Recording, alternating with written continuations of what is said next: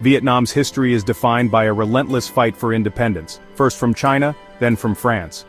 French colonial rule was harsh, exploiting Vietnam's resources and deepening poverty, but it only fueled Vietnamese nationalism. During World War II, Japan occupied Vietnam, and Ho Chi Minh emerged, founding the Viet Minh to fight for independence. After Japan's surrender in 1945, Ho declared Vietnam's independence, quoting the American Declaration of Independence, hoping for U.S. support. But France, backed by the West, returned to reclaim its colony, shattering hopes for peace. The stage was set for a brutal war for liberation, one that would draw in the world's superpowers.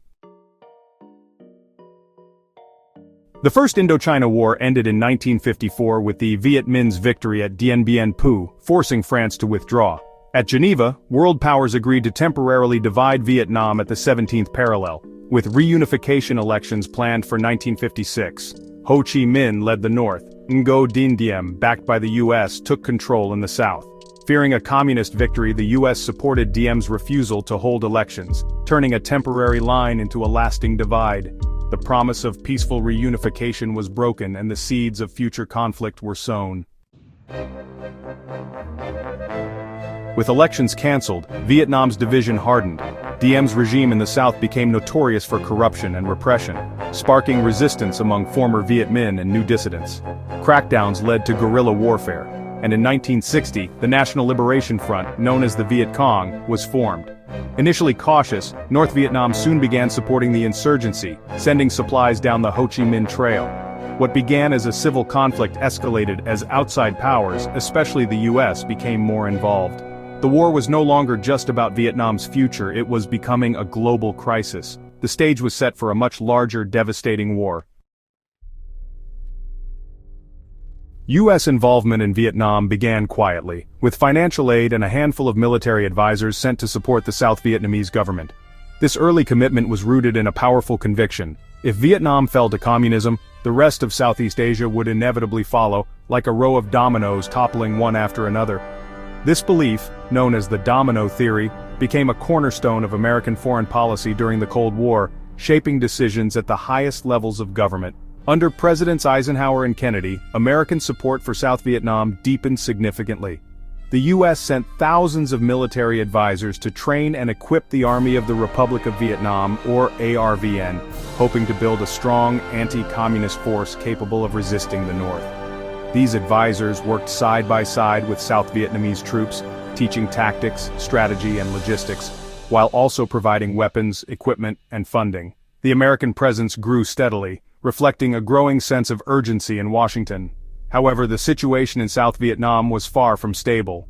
President Ngo Dinh Diem's increasingly authoritarian rule, marked by corruption and repression, alienated many of his own people. The Buddhist crisis of 1963, when monks protested Diem's religious discrimination, shocked the world and further eroded support for his regime. Eventually, mounting unrest and loss of confidence led to a military coup, and Diem was overthrown and assassinated in November 1963. The aftermath was chaos in Saigon. The South Vietnamese government became unstable, with frequent changes in leadership and growing uncertainty. At the same time, tragedy struck in the United States. President John F. Kennedy was assassinated in Dallas. Vice President Lyndon B. Johnson was sworn in, inheriting both the presidency and the deepening crisis in Vietnam. In 1964, a dramatic incident in the Gulf of Tonkin changed everything. Reports of attacks on U.S. Navy destroyers by North Vietnamese patrol boats gave President Johnson the justification he needed to seek broader powers from Congress. Behind closed doors, Johnson and his advisors debated how far the U.S. should go, but the pressure to act was mounting. Congress responded swiftly, passing the Gulf of Tonkin Resolution almost unanimously. This resolution granted the president sweeping authority to use military force in Vietnam without a formal declaration of war. It was, in effect, a blank check for escalation, and it marked a turning point in America's involvement. Soon, American military operations expanded rapidly. Helicopters thundered over the jungles, and thousands of U.S. troops arrived in Vietnam, transforming a limited advisory mission into a full-scale military intervention. The commitment was no longer just about supporting an ally, it was about fighting a war. The logic of containment and the domino theory continued to drive American policy. Leaders in Washington believed that losing Vietnam would threaten the entire region and possibly the world with communist expansion. This fear pushed the US deeper into the conflict, despite growing doubts and rising costs. What had started as a limited commitment to help a struggling ally was now spiraling into a major war. American forces found themselves fighting a determined enemy in unfamiliar terrain, facing challenges they had not fully anticipated. Around the world, people watched as the Vietnam conflict escalated, dominating headlines and television screens. The war was no longer a distant struggle. It had become a global spectacle, and its outcome would shape the course of history. With new authority, President Johnson launched Operation Rolling Thunder, a massive bombing campaign, and sent the first combat troops to Vietnam. By 1968, over 500,000 Americans were deployed, fighting a war of attrition measured by body counts, not territory.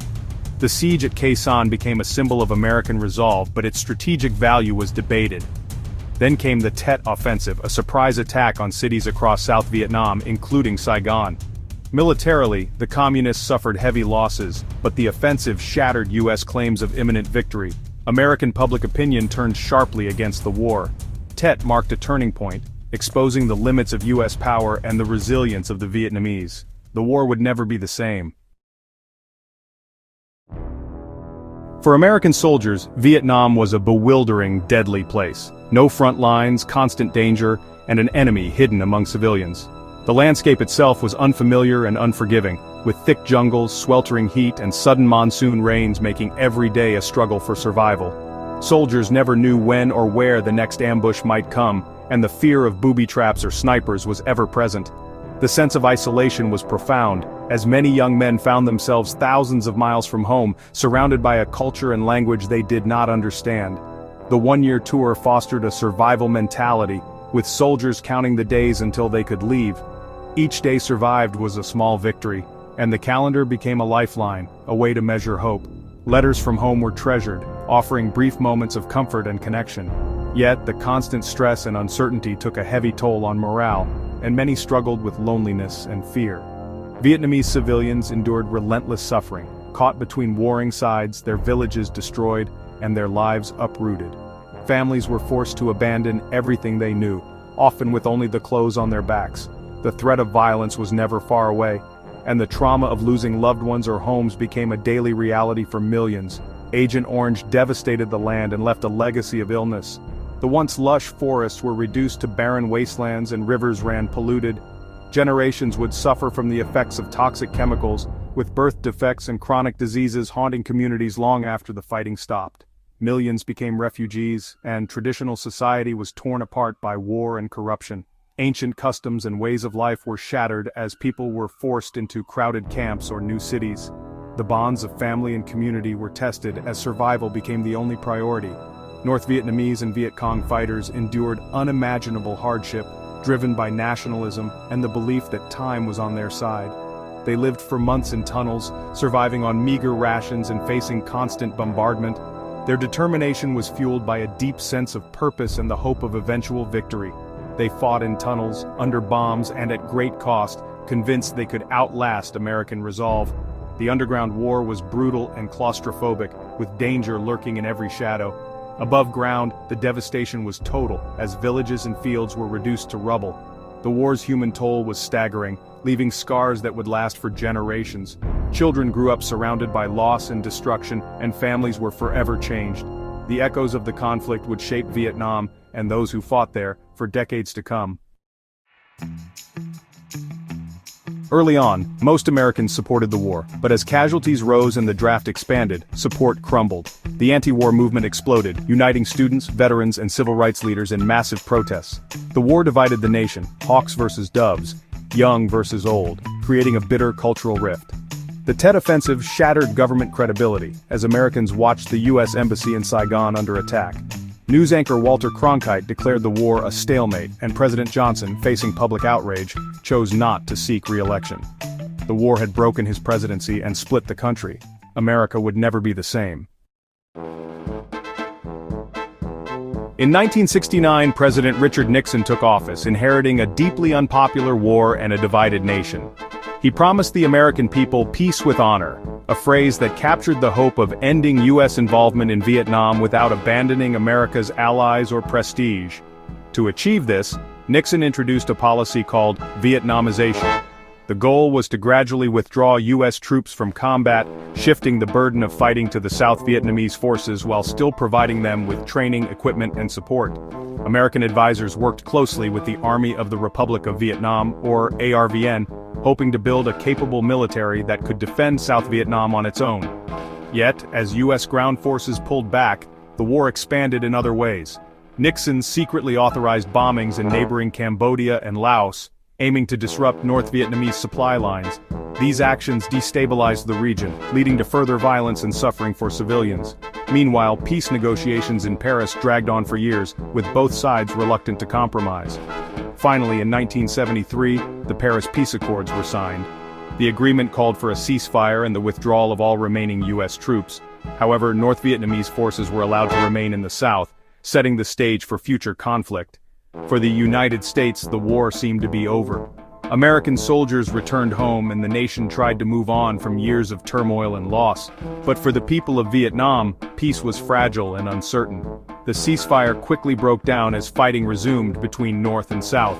Without continued American support, the ARVN struggled to hold back the North Vietnamese advance. Morale plummeted, and many units collapsed or retreated. In the spring of 1975, North Vietnam launched a massive final offensive, overwhelming South Vietnamese defenses in a matter of weeks.